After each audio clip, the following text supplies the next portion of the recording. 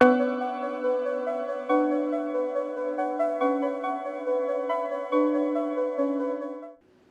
saluto sincero a tutte le persone che si sono messe in contatto per questa nostra conferenza, questa tavola rotonda, che ha come argomento la digitalizzazione, i social media, soprattutto l'intelligenza artificiale.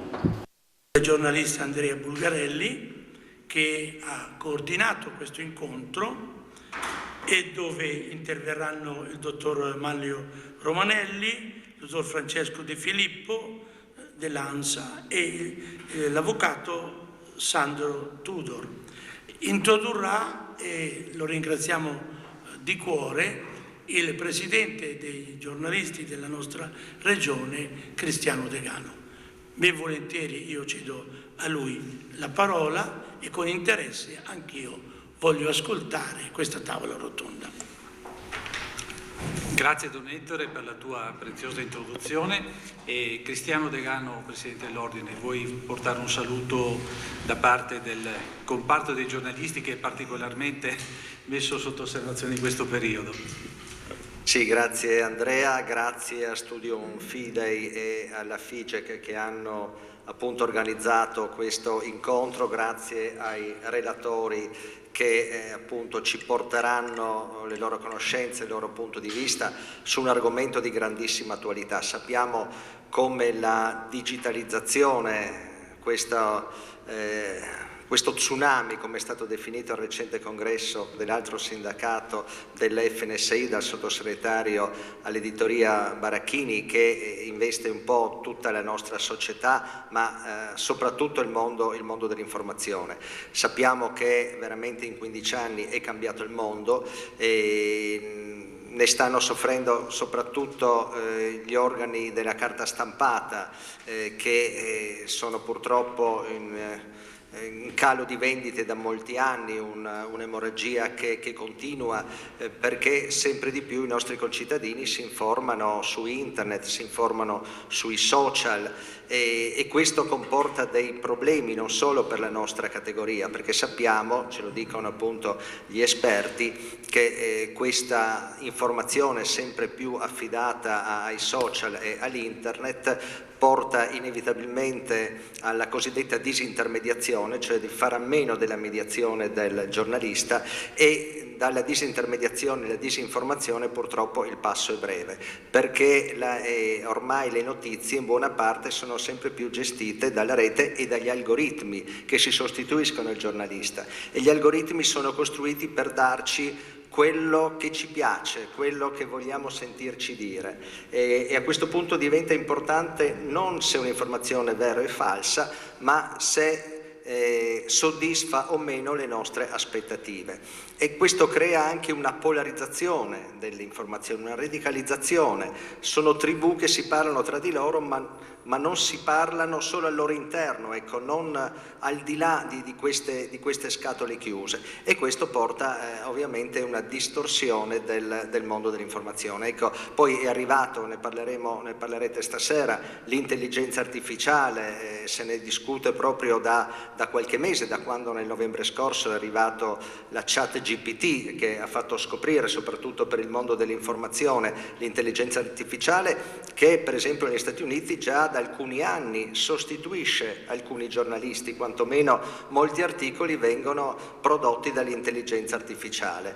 C'è, lo ricordava la scorsa settimana proprio qui Mauro Mazza presentando il suo libro, che c'è il quotidiano Il Foglio che pubblica ogni giorno un articolo fatto dall'intelligenza artificiale e chiede ai lettori di indovinare qual è l'articolo fatto dall'intelligenza artificiale, e quasi nessuno riesce a indovinarlo. Ecco, noi non crediamo comunque che l'intelligenza artificiale, anche se appunto comporterà notevoli novità, possa mai sostituire il giornalismo. Anzi, riteniamo che in un mondo dell'informazione sempre più affidato, come dicevo, ai social, agli algoritmi e ora anche all'intelligenza artificiale, sia fondamentale il ruolo di chi è formato, di chi è aggiornato a scegliere le notizie, a certificarne la provenienza, a verificarne le fonti, a chi è tenuto al rispetto di una deontologia professionale, cosa che ovviamente quella dell'intelligenza artificiale, ad esempio,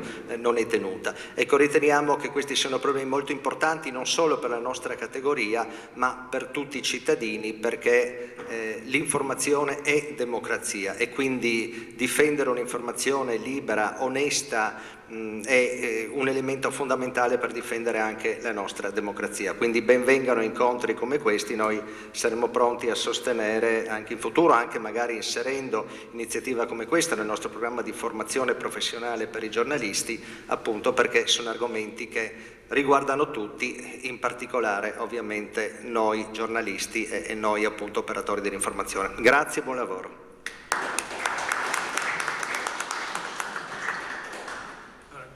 Questo incontro è nato da una serie di dialoghi che sono stati fatti assieme a Don Ettore Malnati proprio su questo tema, no? Abbiamo iniziato a parlarne alcuni mesi fa, no? Di come la digitalizzazione stia modificando quella che è la società, quello che è il mondo dell'impresa e quello che è il mondo dell'informazione. Per quello abbiamo coinvolto Maglio Romanelli, che è presidente di un gruppo ormai internazionale che si occupa di digitale, di informatica, di attività di questo tipo, ma è anche vicepresidente nazionale dell'Associazione Nazionale delle Imprese ICT. Francesco De Filippo invece è il responsabile dell'ANSA del Friuli Venezia Giulia, ma è anche uno scrittore, quindi una persona che quotidianamente si confronta con tutta una serie di temi collegati anche a quella che è la tutela e il diritto sul diritto all'oblio, sulla proprietà intellettuale, sul diritto d'autore, e per questo da Genova, che ringrazio, c'è l'avvocato Lossaldo Tudor, impegnato fuori Trieste oggi per degli impegni di lavoro, e che alla fine ci darà anche degli elementi dal punto di vista normativo e legale che è importante. A proposito di norme, bisogna dire che noi giornalisti ormai abbiamo delle norme datate almeno 60 anni, che purtroppo non si sono evolute con la velocità, non dico del digitale, ma neanche del televisivo e del radiotelevisivo. E adesso ci troviamo in una situazione in cui è difficile riuscire ad arginare il mondo digitale, ma c'è anche l'errore che non si tende o non si cerca di, gestirlo, no? Si attende che l'algoritmo produca qualcosa per poi rincorrere l'algoritmo, per poi trovare delle norme che possano limitarlo. Questo purtroppo avviene non solo in ambito italiano ma anche a livello europeo. Difatti in queste settimane c'è stata un po' una velocizzazione sul tema della creazione di un regolamento sull'intelligenza artificiale. Perché? Perché il garante per la privacy italiano aveva bloccato ChatGPT. ChatGPT è uno dei chatbot che esistono, ne ha fatto un altro Google che si chiama Bard e ancora un altro.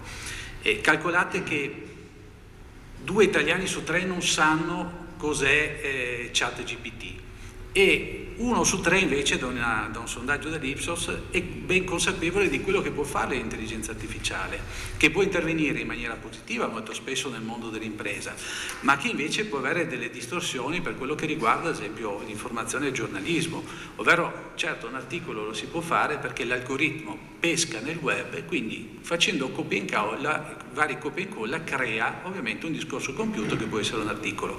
Però a questo punto la professionalità del giornalista, il diritto d'autore, in particolare abbiamo un giornalista che è anche scrittore, quindi se il suo testo, se il suo volume va a finire sul web, ChatGPT, se fa una ricerca su un determinato argomento, pesca anche quello. Allora, a che punto siamo? Cosa si può fare per riuscire a normare questo? Non è che bisogna bloccare la modernità, ma bisogna sicuramente metterla all'interno di una serie di regole che ad esempio i giornalisti seguono. Parliamo di minori, i giornalisti hanno la Carta di Treviso che stabilisce tutta una serie di regole per tutelare i più deboli, e noi assistiamo invece sul web, soprattutto nei social, alla partecipazione dei minori in anche delle pubblicità, degli interventi promozionali che non sono debitamente anche descritti, no? Ad esempio su un giornale uno sa distinguere tra l'articolo e la pubblicità perché sono diversi e soprattutto hanno l'indicazione, ma se uno se va su un determinato social e trova questi Instagrammer piuttosto che YouTuber o molto altro che fanno i loro interventi, molto spesso non è indicato se è una pubblicità, se invece è una semplice considerazione che fanno sul ristorante, se in quel ristorante hanno mangiato senza pagare o seppure hanno pagato alla fine quando fanno il giudizio. Allora c'è una trasparenza che manca, ed è per questo che come Federazione Italiana Giornalismo e Comunicazione abbiamo inteso, assieme all'Ordine dei giornalisti, di sensibilizzare il mondo politico, perché va fatta una completa riforma di un sistema che non è solo quello dell'informazione, ma anche quella dell'attività sul web ed è soprattutto anche quello della pubblicità, perché è inutile parlare di aziende editoriali in crisi se ovviamente l'azienda editoriale deve stare a determinate regole, deve pagare determinate tasse previste da norme e non può concorrere con un mondo messo sul web in cui le società hanno sede in Lussemburgo piuttosto che in altri paradisi anche fiscali, dove tutto ciò ovviamente non vale.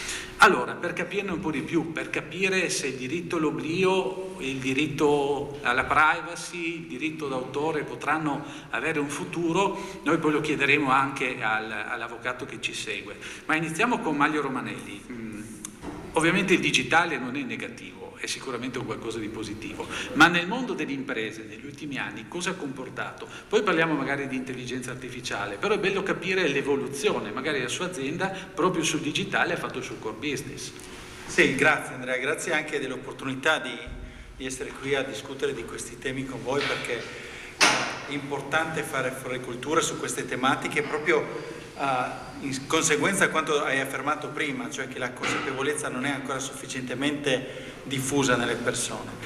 Io sì, ho fondato nel 2001 un'azienda digitale qui a Trieste da un'intuizione di alcune necessità che potevano essere affrontate all'interno dei punti vendita, all'interno dei negozi, cioè la gestione di contenuti digitali, audio-video nei negozi.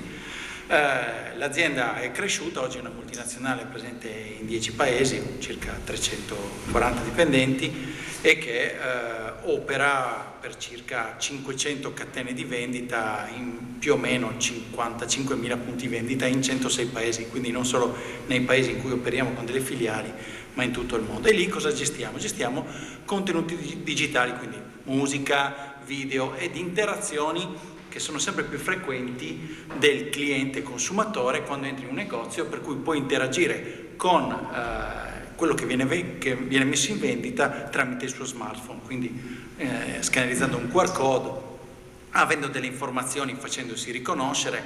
Per esempio oggi è sempre più comune il fatto che uno inizia un processo di acquisto a casa andando a cercare su internet quello che sarebbe interessato ad acquistare, poi si reca in negozio per proseguire con l'acquisto nel punto di vendita fisico. E in questo caso sarà sempre più comune che nel momento in cui arriva nel negozio viene riconosciuto, perché la particolarità appunto della vendita e del mondo online è che è un rapporto uno a uno fra noi e il soggetto che vende un determinato prodotto, e siamo ormai abituati a farci riconoscere, ci loghiamo all'interno, no? Ci facciamo riconoscere tramite Google, Facebook, altri social media, ormai nessuno ha più problemi a dire chi è. Questo chi è e questa abitudine a essere riconosciuti via via si estende anche nei luoghi fisici e quindi dà l'opportunità alle persone fisiche, cioè al personale, di sapere che sta arrivando Manlio Romanelli, che ha guardato quel paio di scarpe da tennis e che magari è interessato anche a un paio di calzoncini, una maglietta coordinata o una racchetta. Quindi questo è un po' in due parole il succo delle attività che noi facciamo. Però è importante capire come su queste attività impatta l'intelligenza artificiale. L'intelligenza artificiale innanzitutto, per semplificare in termini informatici, si divide in due grandi sottogruppi, quella predittiva e quella generativa. Quella predittiva è l'intelligenza che serve a prevedere il comportamento successivo. Cioè sostanzialmente uno ha un comportamento, mette una parola e il sistema dice con grande probabilità la parola successiva è questa qui. E questa è la base, sono le fondamenta di qualsiasi sistema di intelligenza artificiale, tutti sono partiti da questo. Quella generativa è invece quella che, proprio come dice la parola, genera dei contenuti, cioè quindi genera delle azioni conseguenti alla predizione. E il confine qui è molto sovrapposto, è molto grigio, nel senso che il limite in cui l'azione, la produzione di contenuti arriva ogni giorno cresce. perché sono sempre delle macchine, non sono degli esseri umani, hanno dei limiti dettati da tutta una serie di componenti, il programma che fa funzionare il sistema, la macchina su cui gira, gli investimenti che quindi ci sono dietro per farlo funzionare. Tutto questo ovviamente dà una potenzialità di creare un qualcosa che sembra un contenuto originale, ma non sarà mai un contenuto originale, sarà la costruzione più probabile di quello che successivamente può accadere, prendendo da una serie di banche dati, da una serie di basi dati che sono rese disponibili alla macchina. Oggi in Italia circa il 17% delle imprese applica l'intelligenza artificiale e di questo 17% l'80% nel servizio clienti, cioè quando uno si interfaccia con una società telefonica, una società di acqua, luce e gas per esempio, interagisce quantomeno nelle prime fasi con una macchina che diventa via via nel tempo sempre più sofisticata e riesce a dare delle risposte sempre più precise prima dell'intervento dell'essere umano. Solamente il 20% lo usa per sistemi di vendita o manutenzione predittiva, cioè cerco di capire in anticipo quello che può accadere e quindi faccio delle azioni perché il danno o la cosa che voglio predire neanche non accada. Per esempio noi che gestiamo degli apparati elettronici in questi negozi in 106 paesi del mondo, quindi anche molto distanti, le nostre prime esperienze di intelligenza artificiale sono proprio di insegnare ai sistemi a dire quando quell'apparato dà dei segnali probabilmente cosa succede? Succede che si romperà entro tot tempo, quindi fai delle cose, intervieni. Quindi un'intelligenza molto basica, però già che riesce a ridurre in maniera impressionante il danno, perché sostanzialmente il nostro cliente riceve l'attività di manutenzione, di assistenza prima ancora che la cosa si... Perché? Non preoccuparti, noi la facciamo e tu continui ad avere il tuo servizio. Ovviamente il problema dell'intelligenza artificiale che sta via via emergendo è quello proprio, dicevamo, della consapevolezza. Per esempio leggevo qualche giorno fa che una ricerca di Stanford diceva che solamente il 33% delle persone intervistate comuni del mondo occidentale sostanzialmente, quindi europei, americani, ritiene di entrare in contatto con sistemi di intelligenza artificiale ogni giorno. In realtà è il 77%, cioè il 77% di noi ogni giorno entra in contatto con sistemi di intelligenza artificiale. Ogni volta che facciamo un acquisto online o vogliamo guardare o esaminare un contenuto, utilizziamo dei sistemi di intelligenza artificiale che continuano a imparare, perché la particolarità del sistema di intelligenza artificiale è che impara dalle nostre domande e capisce se ha sbagliato o non ha sbagliato dalle domande successive e la volta dopo va prima sull'obiettivo, quando qualcun altro domanderà più o meno la stessa cosa. Quindi questa è la particolarità. Per esempio Netflix è stato il primo grande esempio di applicazione, in quel caso lì si chiama recommendation engine, cioè macchina di raccomandazione, ci raccomanda dei contenuti che possono per essere noi interessati fatti sul nostro profilo, perché quando accediamo ci riconosce e dice ecco a te piace questo con grande probabilità. Oggi quello che dobbiamo andare a vedere qual è, e hai fatto bene a citare, probabilmente anche l'avvocato Tudor ne parlerà dopo, dell'Artificial Intelligence Act in elaborazione dall'Unione Europea, per capire quello che è il rischio inaccettabile. Oggi in Cina il rating tramite WeChat, che è un'applicazione tipo Facebook per i cinesi, è un qualcosa di ormai normale. Le persone hanno un rating personale che mette insieme tutta una serie di informazioni sulla loro condotta civile, anche se prendono le multe, e gli viene dato un rating per cui quando io mi trovo di fronte a questa persona che mi chiede un prestito, la prima cosa che guardo un rating è già come dire attuale, non è un film di fantascienza, quindi esiste già così oggi.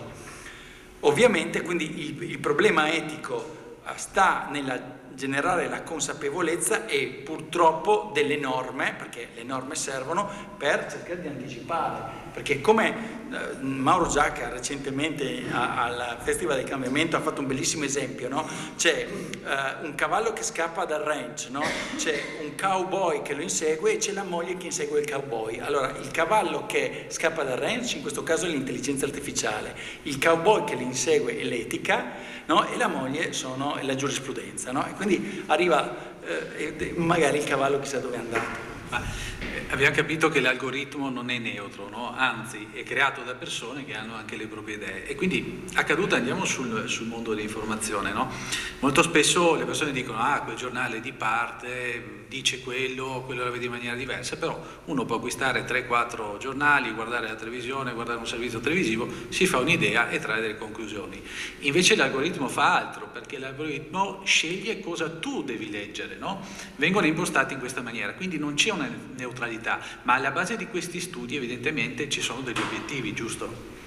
Certo, sicuramente ci sono gli obiettivi, anche perché il mercato dell'intelligenza artificiale sta esplodendo, perché sotto adesso c'è una spinta economica, perché creando dei contenuti creo dei trend, creando dei trend posso soddisfare questi trend con dei prodotti, quindi capiamo che qui la potenzialità e il vero problema è che sono in 10 oggigiorno al mondo in grado di avere la potenza economica di fare questo, 10 soggetti, cioè meno di quanti siamo in questa stanza, no? Questo è il vero problema, i nomi li conosciamo tutti, Microsoft, Apple, IBM, Meta, i cinesi di WeChat, eccetera, eccetera. Giornalismo, allora l'ANSA è la maggiore agenzia di stampa italiana tra le prime al mondo, sicuramente non lavora con l'intelligenza artificiale. Ma allora quali sono i rischi per il giornalismo, no? Voi siete presenti online, quindi fate un'attività molto digitale di informazione e per raggiungere sia le testate sia comunque anche i cittadini. Secondo lei, che ha questa esperienza sia giornalistica ma anche da scrittore, quindi c'è proprio la proprietà del diritto d'autore e la coinvolge in maniera diretta, e come vede questa evoluzione? Domanda pertinente. Posso aggiungere una cosa alla domanda Anche che hai fatto prima? Grazie, perché in merito a quello che dici, ci diamo del tu. In merito a quello che dicevi sull'obiettivo, no? In molti casi i ricercatori non hanno gli sviluppatori, diciamo così, non hanno un obiettivo particolare che è quello di influenzare questo o quel segmento di mercato oppure tentare di condizionare, semplicemente hanno dei pregiudizi innati e magari nemmeno lo sanno, comunque nemmeno se ne accorgono, e quindi nel momento in cui vanno a elaborare un algoritmo, incredibilmente l'algoritmo risente di questa cosa. Cioè, infatti avevano fatto degli studi e hanno visto che in linea di massima l'algoritmo, diciamo, è strutturato da un uomo bianco, caucasico, di solito newyorkese, diciamo così, no? Ecco, ma questa cosa è involontaria, perché ovviamente la maggior parte dei ricercatori sono caucasici e bianchi, e sarebbe invece, paradossalmente, sarebbe diverso se un algoritmo venisse sviluppato in Africa da africani che hanno studiato magari in Africa e che non risentono a loro volta dei condizionamenti o al contrario dei controcondizionamenti di vivere in un paese di bianchi, no? Quindi questa può sembrare una banalità, invece hanno fatto degli studi, insomma si è visto che poi le conseguenze di questo in qualche modo si risentono e come. E noi intelligenza artificiale, noi stiamo cominciando a utilizzarla e ad esempio ci è molto comoda per quanto riguarda le traduzioni. Noi qui gestiamo da Trieste un sito che si chiama ANSA Nova Europa e che si occupa appunto di un sito massimalista che si occupa di politiche, di economia prevalentemente, poca cronaca, nessuno sport, di tutti i paesi del centro-est Europa, quindi sono 22, sono 23 paesi, e abbiamo fatto una serie di accordi con varie agenzie di stampa balcaniche, tedesca, austriaca, polacca e quant'altro, e quindi per noi il fatto di avere a disposizione l'intelligenza artificiale che ci consente di tradurre in simultanea, no? E di trasmettere magari anche sui loro notiziari e viceversa, tradurre dal bielorusso piuttosto che dallo slovacco, insomma, da un certo punto di vista rende tutto molto molto più rapido, ovviamente, e secondo, servono molto meno persone perché si tratta di lingua anche molto specifica. Una cosa è tradurre dall'inglese e tanti lo sanno, un'altra cosa invece è tradurre dal polacco. Quindi noi stiamo sviluppando, insomma l'agenzia ANSA sta sviluppando molto da questo punto di vista. Ci sono dei problemi ancora tecnici, delle rifiniture da fare, da risolvere, ma insomma sostanzialmente diciamo che è avviato questo. Per quanto riguarda il diritto d'autore e quant'altro, io devo dire le norme che esistono e che esistono, come dicevi tu, da prima dell'intelligenza artificiale, come dire, non garantiscono, parla lo scrittore, diciamo così, non garantiscono la assoluta protezione di un bene dell'intelletto, no? Se tu scrivi un romanzo e scrivi 300 pagine di un romanzo, è sufficiente che qualcuno lo copi e magari ne cambi solamente 20 pagine per far sì che questo possa essere riconosciuto come un'altra opera. È ovvio, se sono le stesse parole, o come per quanto riguarda le canzoni, tante volte è accaduto che insomma, le note sono 7, le combinazioni grosso modo sono pochi milioni, diciamo, di combinazioni. Dopo 2000 anni che si fa musica, grosso modo si può ripetere una tonalità, una creazione che è già stata fatta, che è già stata sviluppata. È sufficiente appunto che magari si cambi una nota su 12 perché questo venga riconosciuto come una canzone diversa, come un brano nuovo e inedito. Quindi non c'è mai stata questa... ma non per una vacatio legis, non c'è stata perché giustamente siamo tutti, soprattutto in questi anni, viviamo tutti grosso modo le stesse esperienze, sono sempre molto più omologate, molto più simili tra la Cina ad esempio e i peruviani, e quindi è inevitabile che vivendo grosso modo le stesse esperienze, in qualche modo la produzione letteraria, artistica in generale, quella musicale, risenta, abbia gli stessi condizionamenti, abbia gli stessi sviluppi anche. Quindi da questo punto di vista lo ritengo molto così. Piuttosto a me una cosa che preoccupa, se posso ancora aggiungere qualcosa, invece è quello che avverrà nel giornalismo, no? Ciò che vede, che mi sembra di capire, è che vedo una riduzione nel numero di persone, cioè nel numero di giornalisti effettivamente al lavoro.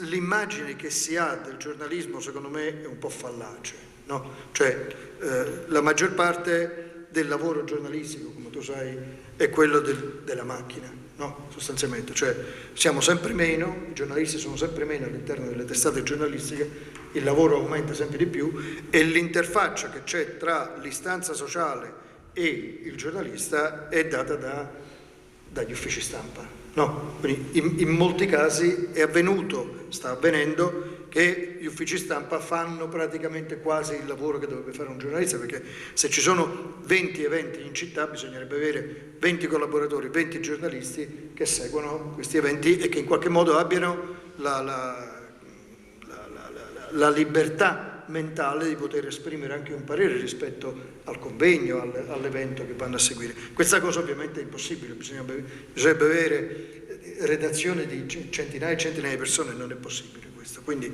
è ovvio che buona parte del giornalismo oggi è fatto di comunicati, è fatto di macchine, e questo è un lavoro di macchina, appunto, che quindi può essere benissimo svolto da macchine, no? Non c'è bisogno di... Piuttosto diventerà, secondo me, una testata giornalistica un insieme di macchine coordinate da una decina di persone che poi saranno gli editorialisti, gli opinionisti, che quindi veramente potranno esprimere lo spirito del giornalismo, in qualche modo analizzare la società, che poi è quello che è il nostro lavoro, analizzare la società, raccogliere le istanze sociali e in qualche modo poi darne un'interpretazione a seconda anche di quale tipo di testata si tratti. Io vedo un po' questo nel futuro del giornalismo. Prima Mi fermo qui così. Cristiano Degano, prima Presidente dell'Ordine dei giornalisti di Friuli-Venezia Giulia, ha detto che ci sono già degli esempi di testate giornalistiche che utilizzano l'intelligenza artificiale. A me vengono un po' i brividi a pensare a un ufficio stampa che è fatto da giornalisti professionisti che un tempo erano di serie B, ma adesso, essendo funzionali alla produzione di notizie degli altri, si stanno mettendo un po' allo stesso livello, anche se normativamente dal punto di vista anche contrattualistico non lo sono. E mi fa paura, insomma, pensare a un sistema in cui la macchina produce notizia, come mi fa paura pensare a un'agenzia di stampa a livello mondiale in cui sia la macchina a produrre un testo che poi viene preso e utilizzato per creare delle testate giornalistiche che vanno a creare opinione. Quindi da questo punto di vista forse ci dovrebbero essere dei giornali con soprascritto o delle agenzie di stampa non realizzato con l'intelligenza artificiale, che riprende un po' quello che accade alcuni anni fa con tante case di produzione alimentare che iniziarono a scrivere non contiene olio di palma, no? Che diventa un elemento distintivo che va ad arricchire, no? Chi produce da un punto di vista i prodotti alimentari, ma anche chi produce notizie. Quindi io un'agenzia come l'ANSA veramente non me la vedrei come intelligenza artificiale, anche perché l'esperienza sul campo e comunque la creazione di notizie accumulata nel corso degli anni con il praticantato dei giovani e con l'esperienza dei giornalisti devono essere sempre quel valore aggiunto che forse crea una rete neuronale viva che è superiore a quella invece virtuale o informatica. Sì. No, io forse mi sono spiegato male, io su questo sono assolutamente d'accordo con te, dico soltanto che il lavoro che fa un collaboratore sottopagato, no? Che è quello di prendere un comunicato stampa e di copiarlo, può essere benissimo fatto da una macchina. Questa cosa non comporta una grande differenza. Come dire, la libertà del giornalismo, il pluralismo del giornalismo è un livello più alto e quello va assolutamente salvaguardato. Io credo che noi in generale, non solo nel giornalismo, ci stiamo trovando in un guado che è estremamente largo e siamo partiti da una riva e ancora non siamo arrivati dall'altra. Anche gli editori, credo che siano, Cristiano lo sa benissimo, meglio di me, siano in questa fase di transizione in cui non sanno bene che cosa fare, no? Da un lato, se ti ricorderai, si era pensato 10 anni fa, 15 anni fa, che la carta sarebbe scomparsa, no? E che sarebbe stato tutto quanto digitalizzato. Questa cosa non è avvenuta. Il New York Times, che non è un giornale qualunque, ma che è un giornale che fa tendenza a livello planetario, soltanto dopo 20 anni è riuscito a ottenere, per quanto riguarda pubblicità e vendite di abbonamenti sul web, lo stesso importo, lo stesso sviluppo di fatturato che aveva con la carta. Dopo 20 anni il New York Times, che non fa un numero spaventoso di copie come magari i quotidiani giapponesi, ma è un quotidiano che, come dire, è la voce di un certo tipo di progressisti internazionali, come dire, anche di potere, no? Di lobby di potere, politica, economica e quant'altro. Quindi non è un giornale comune, insomma, ecco. E c'è riuscito dopo 20 anni. Immagino che il Piccolo, il Corriere della Sera o altre testate impieghino ovviamente molto molto di più. Monsignor Malnati, l'aspetto etico di tutto ciò, no? Come impatta sulla società? Quali potrebbero essere i problemi anche a livello di psiche per le persone, no? Pensare a un mondo che sia, come dire, su dei binari già preconfigurati da intelligenza artificiale, algoritmi, da persone che stanno dietro e che creano, come ha detto Mario Romanelli, ciò che gli altri si aspettano. Quindi sembra quasi una presa in giro, no? Uno non ha mai consapevolezza se sceglie una cosa o se sceglie ciò che altri hanno già scelto per lui. Io anzitutto partirei da un fatto, cioè noi viviamo una stagione dal punto di vista della ricerca pari alla stagione che ha superato quella che è la legge di gravità con gli aerei. Quindi la legge di gravità è quella che è, però l'uomo è riuscito a superarla, questa legge di gravità, e ci dà l'opportunità di questi strumenti molto importanti. Quindi l'uomo ha, dal punto di vista teologico, il compito di utilizzare la natura per perfezionarla. Il Concilio Vaticano II ci dice che con il lavoro, che non è la pena del peccato, ma è la collaborazione nel perfezionare la creazione. Quindi il lavoro scientifico, la ricerca e trovare delle alternative come può essere l'intelligenza artificiale è un qualche cosa di coadiuvante alla qualità di vita della persona umana e della società. Pensiamo ad esempio alle operazioni, cioè l'intelligenza artificiale, ecco, però ovviamente qual è il discorso da farsi? Come diceva prima lui, moglie e marito, no? Sì, cowboy e signora del cowboy. Quindi ci vuole la legge, cioè una certa normativa che abbia a individuare ciò che è legittimo e fin dove è legittimo, e ovviamente questo diventa che cosa? La risposta a un'etica, cioè il mio prodotto non deve diventare padrone di me.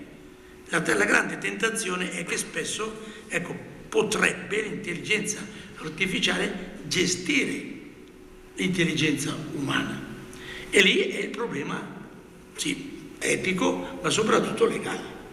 Cioè la norma in sé per sé è fondamentale perché mi dà i paletti nei confronti dei quali io devo agire.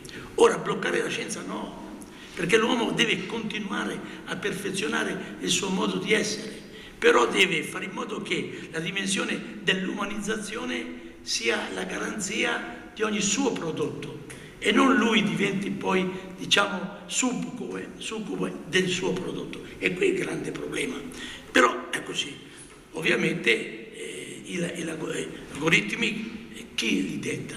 L'intelligenza umana. Allora qui è necessario, ecco, creare, diciamo, una cultura nei confronti dell'uso dell'intelligenza artificiale. È come il discorso della pace, no? Tutti pace di qua, pace di là, bisogna educare alla pace. Devo educare i miei pensieri, il mio rapporto con la mia sposa, con la mia famiglia, con il lavoro. Allora un'educazione alla pace mi porterà anche a vedere che la conflittualità non può essere risolta con la violenza e con le armi, ma con i negoziati. Io ricordo che quando insegnavo all'Università di Diritti Umani, con il professor Romano, l'ambasciatore Romano, si parlava dell'importanza del fatto che la pace non è parabellum, se vuoi la pace, è educare a un senso di solidarietà, di responsabilità, ed è questo che io ho sentito negare purtroppo da politici che ci governano, con tutto il rispetto, e mi si ritorna indietro. Allora se vuoi la pace è parabellum, ed è il discorso che fanno anche per la guerra ucraina e Russia. Se noi continuiamo ad armare non arriveremo mai a comprendere la sofferenza dei popoli, e quindi la sofferenza dei popoli va evitata. Non la evito io con la violenza, anzi io la porto nuovamente in una situazione di crisi. Allora è chiaro che è l'uomo che deve gestire i suoi prodotti e non farsi gestire i prodotti, ma i prodotti aiutano la qualità della vita dell'uomo. Quindi l'intelligenza artificiale, ecco, bisogna non guardarla con sospetto, ma non avere eccessiva confidenza con essa, legiferare affinché realmente l'intelligenza artificiale qualifichi il nostro vissuto. Questo mio modo di vedere può essere una base, diciamo, elementare di un'etica però da mettere in rete. Prima di passare all'avvocato Tudor, perché penso che tutti siamo un po' curiosi di sentire dal punto di vista legale cosa succede, una curiosità a Maglio Romanelli, visto che lei lavora in più paesi, no? In più paesi nel mondo, e quindi avete sicuramente dei feedback diretti, dove c'è minor paura dell'intelligenza artificiale, dove magari viene sfruttata forse in maniera anche un po' spregiudicata per fare business? C'è qualche paese in particolare, qualche area del mondo dove ciò avviene? In Asia. Sicuramente in Asia. C'è una concezione completamente diversa anche del controllo degli individui. Noi abbiamo un'azienda che è in Cina, con 2 sedi, anzi sono 2 aziende, una a Hong Kong e una a Shanghai, E io sono rimasto più volte scioccato dalla normalità con cui i miei collaboratori, i miei colleghi cinesi accettano il controllo dello Stato pubblico. È una cosa che è un controllo per cui a noi hanno sospeso il sito web, perché in Cina non si possono usare superlativi, non si può dire il miglior servizio, i superlativi sono vietati per legge. E qualcuno si è accorto che c'era un superlativo nel nostro sito in cinese e già la polizia informatica cinese, che ha 2 milioni di effettivi, la polizia cibernetica cinese, ha già sospeso il sito con molta cosa, per andare lì e il rappresentante della nostra azienda deve andare a spiegare, abbiamo sbagliato, scusate, eccetera. Però d'altra parte c'è una grande accettazione che gli strumenti tecnologici possono essere utilizzati per fini commerciali con un'etica relativamente bassa. Vedi Mario, il discorso è sempre culturale, cioè la cultura cinese. Io leggo Le Monde Diplomatique, c'è questa conflittualità tra la concezione dell'intelligenza americana, cioè artificiale americana, e quella cinese. Ma la concezione della non meritocrazia, che cosa avviene? Viene da una cultura di livellamento. Quindi il livellamento è quello che conta, non è colui che emerge. E quindi c'è una dimensione culturale e sociale. E allora se l'intelligenza artificiale va in mano agli algoritmi di questo percorso, qui diventa pericolosa. A proposito di Cina, Francesco De Filippo ha scritto un libro alcuni anni fa, Il dragone cinese. Quindi qual è l'esperienza sulla Cina che hai avuto tu mentre l'hai studiata? Era quella, come ricordava giustamente Maglio, scusa. Ormai siamo al tu proprio. Sì, ho sbagliato. Romanelli. Come giustamente ricordava Maglio, questo pragmatismo portato all'eccesso cinese, no?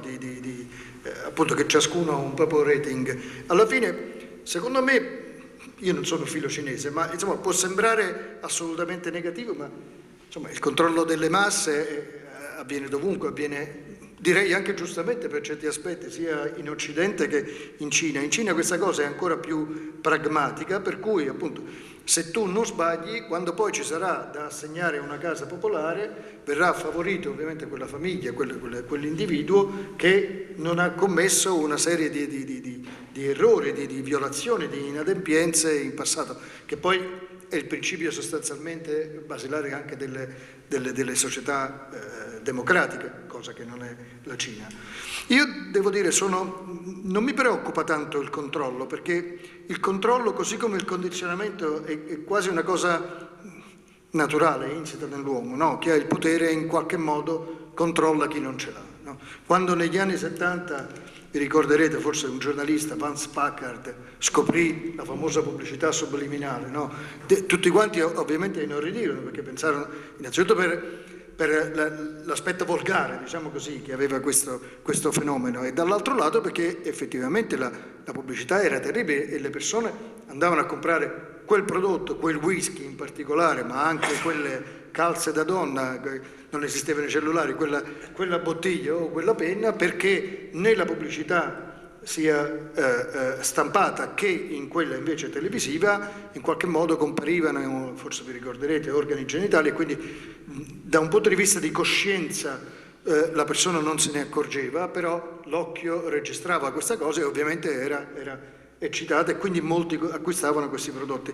Quindi è una cosa che viene da sempre, direi, che avveniva anche in epoca romana ovviamente, quindi questa cosa mi preoccupa meno. Quello che invece mi preoccupa di più è nel momento in cui dovesse scomparire la presenza dell'uomo in tutto questo gioco, no? Cioè, per molti postumani il limite sarà quello nel momento in cui sarà una macchina da sola ad elaborare un'altra macchina. Allora, come dire, il sistema cambierà totalmente, no? Quindi noi sostanzialmente siamo gli stessi, come diceva Martinelli, l'ex rettore della SIS, siamo macchine uguali all'uomo di Lescaut, no? Di 70.000 anni fa, che aveva 5-6 pulsioni banali, diciamo.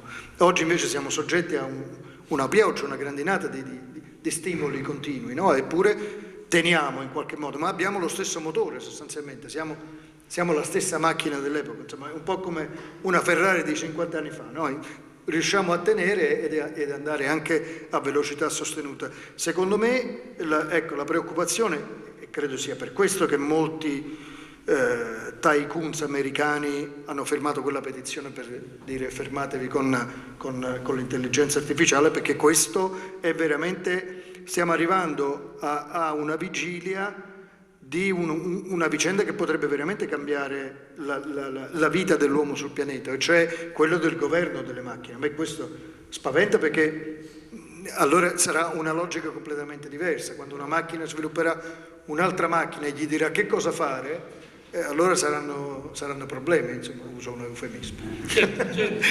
Beh, a questo punto penso che tutti quanti vorremmo trovare conforto nelle parole dell'avvocato Alessandro Tudor.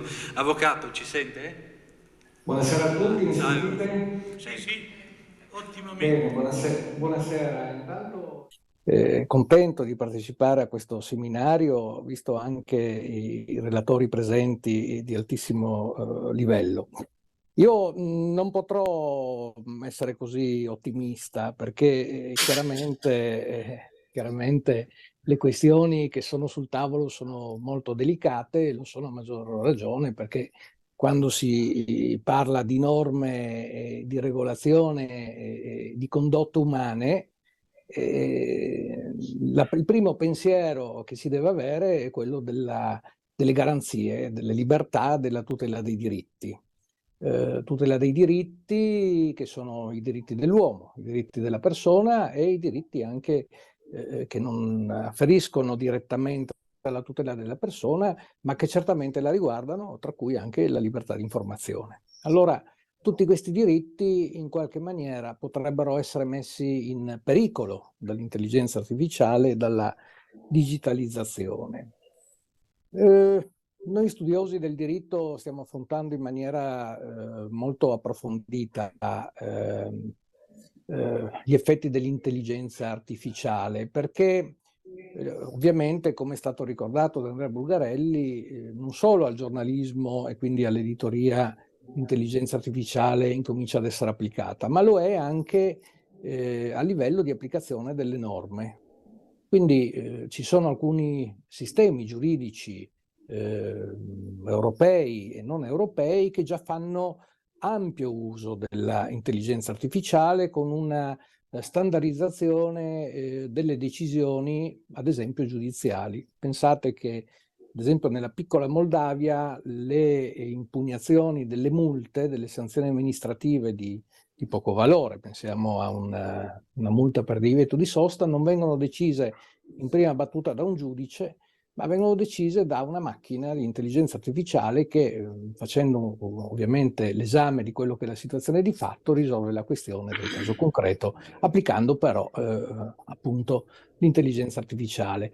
Avete certamente visto alcune notizie giornalistiche su quello che è successo negli Stati Uniti, dove un avvocato della difesa ha preteso di essere sostituito invece da un programma di intelligenza artificiale in un tribunale ed è stato perciò escluso.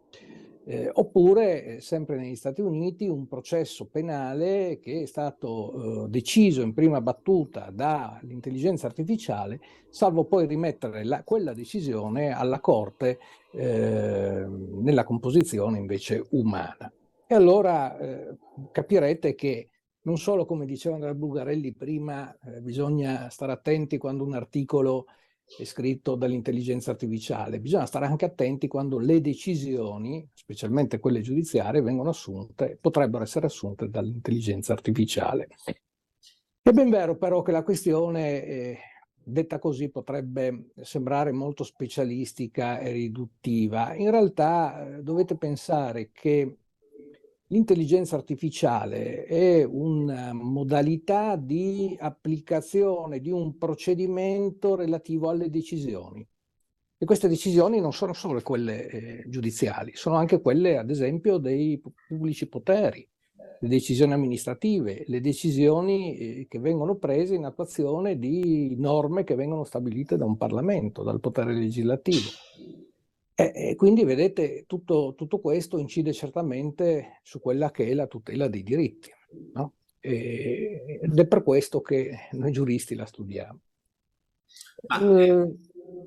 Prima Sì. abbiamo parlato del diritto d'autore, ad esempio, della possibilità che attraverso appunto questa fatidica ormai intelligenza artificiale si possano scrivere dei libri o degli articoli andando a pescare un po' come succede ogni tanto con qualche tesi che poi leggiamo sul giornale di qualche caso di ex ministro o politico che ha fatto la tesi copiando da altri e viene condannato, no? Giustamente fa un passo indietro non solo in Italia, anche all'estero. Ma che tutele ci sono, ad esempio, nel nostro paese e a livello europeo su questo argomento? Oppure bisogna appena costruire una normativa che possa, come dire, non arginare l'evoluzione, come giustamente ha detto Don Ettore, ma se non altro incanalarla su quelle che sono delle regole universalmente riconosciute, ecco. Ma guardate, nei vari settori del diritto il tema dell'intelligenza artificiale non è ancora regolato. Manlio Romanelli prima ricordava diciamo, la recente iniziativa del Parlamento europeo che sta discutendo un regolamento, l'EIAT, che va a disciplinare in linea generale l'utilizzo dell'intelligenza artificiale, no? E quello che i legislatori sovranazionali stanno facendo è proprio quello di trovare dei limiti a quello che è l'impiego e l'utilizzo dell'intelligenza artificiale, degli algoritmi che essa crea. Quindi se dobbiamo poi andare ad oggi a fare un esame di quelle che sono le normative speciali nei vari settori, come può essere il diritto d'autore, ma come può essere anche la tutela dei minori, ne abbiamo parlato prima, e come possono essere anche diciamo, gli obblighi deontologici, certamente di noi avvocati, ma anche dei giornalisti. Ecco, allora qui vediamo che in realtà gli ordinamenti giuridici fanno fatica. Voi dovete pensare che purtroppo l'attività normativa segue sempre quelli che sono gli sviluppi, no, della società, regola sempre condotte, fatti che avvengono nel mondo sociale. Raramente la normativa anticipa una certa diciamo, regolazione di materie che andranno a venire. Quindi allo stato attuale non vi è una regolazione, tantomeno a livello uniforme, a livello sia europeo che nazionale, che vada a disciplinare l'impatto dell'intelligenza artificiale, non so, per esempio nella redazione di articoli giornalistici che vengono invece presi da altre fonti, messi assieme dall'intelligenza artificiale e copiati. In questo caso vigono e continuano a essere in vigore le norme sul copyright che quindi verranno applicate naturalmente adattandole alla fattispecie per cui c'è un'intelligenza artificiale che ha scritto l'articolo. Dopodiché qui si apre tutto un tema che non è un tema, ripeto, solo di applicazione di una sanzione per una condotta non appropriata o vietata, ma anche un tema di individuazione dei soggetti, perché se l'articolo l'ha fatto l'intelligenza artificiale bisogna capire a chi gli si fa causa, ad esempio per la violazione del copyright, no, perché dovremmo far causa a una macchina. Certo, nel campo dell'editoria c'è l'editore, ci sono anche altri soggetti responsabili, però voglio dire questo è un tema. E proprio su questo tema, no? Cioè dell'individuazione del soggetto e dei rapporti dell'essere umano con le macchine, con l'intelligenza artificiale, che vorrei completare questo intervento, semmai integrandolo laddove ci fossero ulteriori spunti o domande. Prima Monsignor Malnati ha fatto un richiamo all'umanesimo, no? A quello che deve essere l'uomo e di come l'uomo deve rimanere centrale rispetto al potere delle macchine. Beh, guardate, in questo campo qui iniziamo a parlare di umanesimo digitale, cioè iniziamo a parlare di qualcosa che deve necessariamente essere un limite a quello che è il potere della macchina, il potere dell'intelligenza artificiale. E quindi iniziamo a parlare di etica informatica, cioè l'etica informatica, ovvero sia dobbiamo, e questo lo ripeto, in tutti i procedimenti decisori che vanno da quelli giuridici a quelli dell'informazione, a quello delle decisioni che vanno a incidere sui diritti dell'uomo. Ecco, dobbiamo mettere ben chiari quali sono i paletti tra la macchina e l'uomo e quindi identificare la sfera che è riservata all'uomo. Ecco, richiamando appunto la domanda di prima su cosa fa, diciamo, la legislazione va proprio in questa direzione qui, cioè si sta cercando di porre delle direttive, degli indirizzi e delle regole che vadano a individuare quello che è il limite della diciamo trasformazione digitale di questi processi. C'è la Dichiarazione europea sui diritti e i principi digitali per il decennio digitale, che è stata adottata dalla Commissione europea nel gennaio 2022, che è, diciamo, l'atto che poi ha dato il via a quell'attività del Parlamento europeo che dicevamo prima. Il principio fondamentale qual è? I sistemi robotici e le intelligenze artificiali devono essere complementari all'uomo, non devono sostituire l'uomo. E quindi con diciamo così, un'espressione che è stata utilizzata, i sistemi e le intelligenze artificiali non devono contraffare l'umanità, cioè non possiamo essere sostituiti da queste intelligenze. Certamente, in ogni caso, ci sono poi tutta una serie di problemi pratici e mi riferisco anche a quello che si è detto prima su quelle che sono, Manlio Romanelli ce l'ha spiegato molto bene, sono le profilazioni, no? Ecco, cioè oggi questo diciamo, abbiamo fatto fino adesso un ragionamento sull'intelligenza artificiale a livello, non dico filosofico, ma metagiuridico e molto poco pratico. Gli ambiti in cui l'intelligenza artificiale oggi sono meglio, diciamo, normati sono quelli della tutela dei dati. Cioè, da lì trovano origine i principi per la regolazione dell'intelligenza artificiale, perché in questo momento, come ci è stato detto, quello è il campo più ampio in cui l'intelligenza artificiale raccoglie, riorganizza e rilascia dati sensibili, e questi dati sensibili poi possono venire utilizzati ovviamente, e lo sappiamo benissimo, in tutte quelle che sono le attività quotidiane della vita di tutte le persone, ma non solo delle persone, anche delle imprese, dei consumatori, dei grandi consumatori e dei grandi fornitori di servizi. Ecco, allora in questo ambito qui si è già deciso anche a livello internazionale che ci debba essere un limite e quindi diciamo la profilazione degli utenti e la rigestione di questi dati non deve essere mai tale, cioè trova sempre il limite del diritto personale dell'utente che poi sostanzialmente e nella pratica si attua mediante quegli strumenti che portano proprio a quello che veniva prima richiamato, che è il diritto all'oblio, ovvero sia il diritto a non comparire e quindi a rimanere fuori dal sistema digitale. Però il diritto all'oblio è un diritto contrapposto invece a quel diritto di cittadinanza digitale di cui facevo cenno prima e che sarà il diritto che sarà normato dalle carte sovraeuropee proprio per la tutela ulteriore dei diritti fondamentali della persona.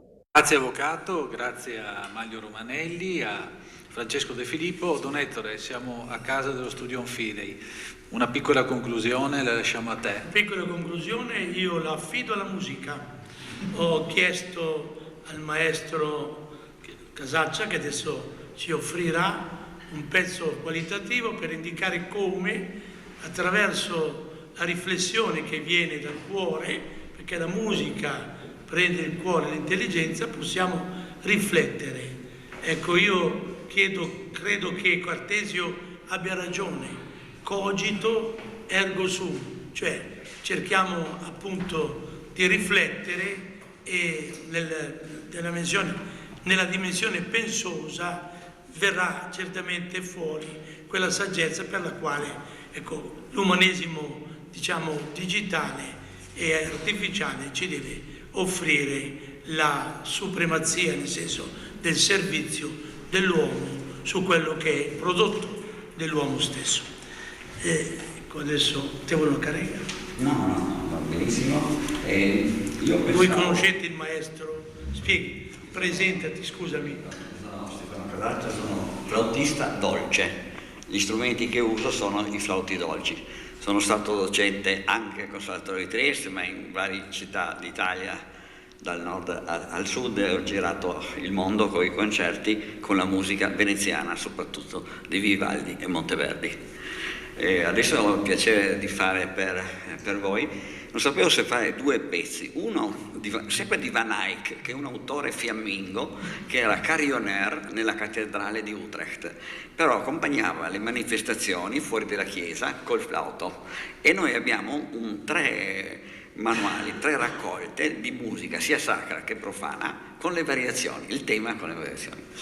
Allora, non so, io pensavo, dato che questi sono tempi duri e difficili, allora fare uno è dedicato alla battaglia, che ricorda, e poi un brano invece più leggero dedicato all'Angelico Usignolo.